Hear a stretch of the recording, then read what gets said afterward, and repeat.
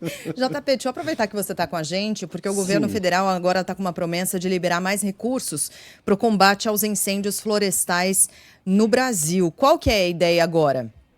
Pois é, a gente teve ontem duas reuniões muito importantes, né, a respeito desse combate a incêndios, uma delas com o ministro Flávio Dino, do Supremo Tribunal Federal, e a outra com o ministro da Casa Civil, Rui Costa, assim como também o ministro das Relações Institucionais, Alexandre Padilha. Foram 9 governadores, 2 vice-governadores, para alinhar ações de combate ao fogo e também mudanças climáticas. Esse último encontro aconteceu no Palácio do Planalto e os chefes de executivo que estavam presentes eram do norte e do centro-oeste do Brasil. Por quê? Porque representavam unidades da federação que compreendem biomas da Amazônia, Cerrado e Pantanal e que, obviamente, também são as mais atingidas pelos incêndios.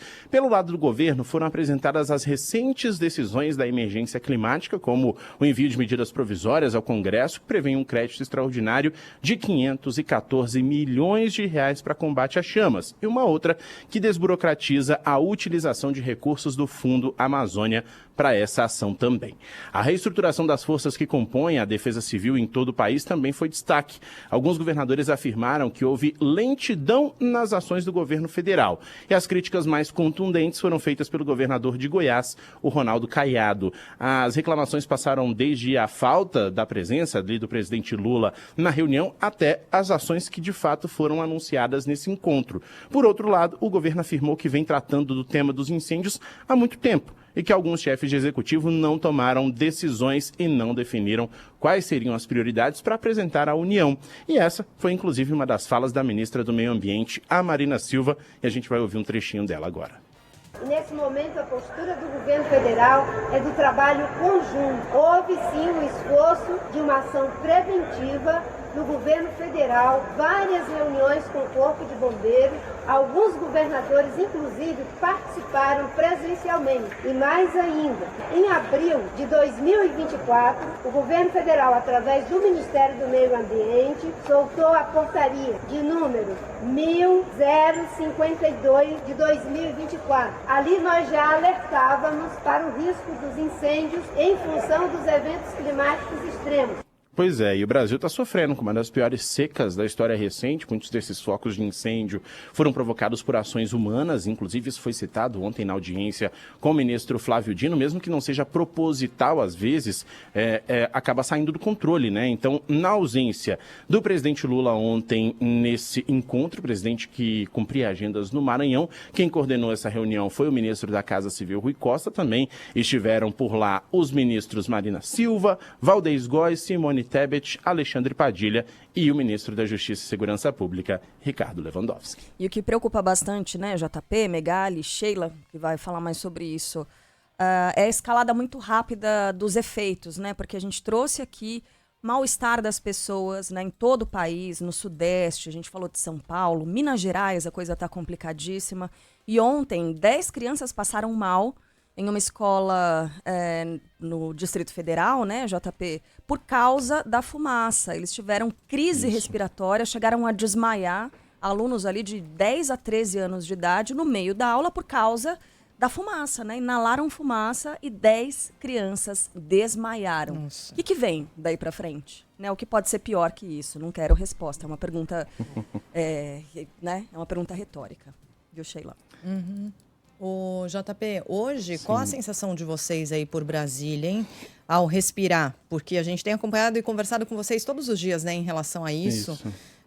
Como é que tem sido essa mudança gradual? Ó, Sheila, o que a gente está observando hoje? Não tem mais aquela fumaça que pairava sobre o Distrito Federal ao longo de toda a semana, né? Hoje o clima está bem melhor, inclusive quando eu estava vindo aqui para a redação, consegui observar o nascer do sol, que não consegui observar ao longo de toda a semana. Então hoje a fumaça de fato se dissipou, mas o que a gente viu, né, que a Carla citou agora a respeito dessas crianças que passaram mal, é que essa escola ela estava do lado de uma área em que estava tendo um incêndio. Há uma recomendação aqui de se suspender as aulas dessas unidades de ensino que ficam perto de locais que estão sofrendo com queimadas, incêndios e etc.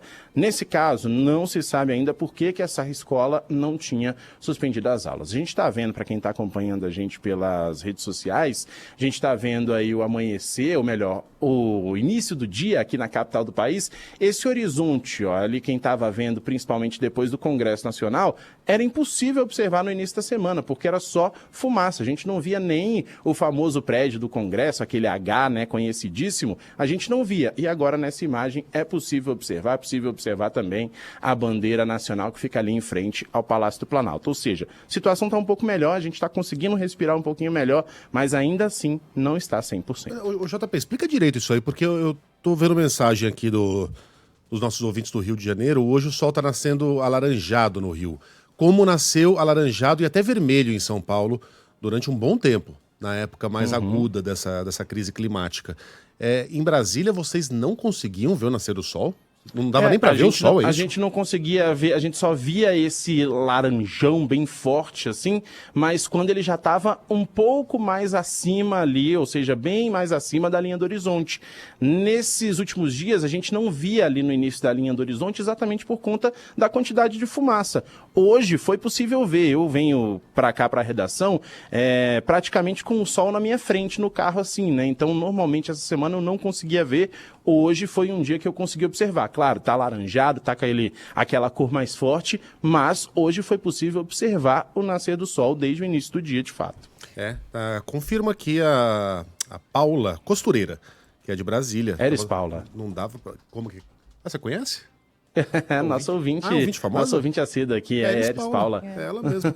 Não dava pra ver nada, só fumaça. E agora ela manda um emoji aqui de coraçãozinho. JP, foi pra você essa. Obrigado, meu irmão. Bom trabalho. Valeu, bom trabalho, pessoal. Abração. Olha, pra gente seguir ainda no Centro-Oeste,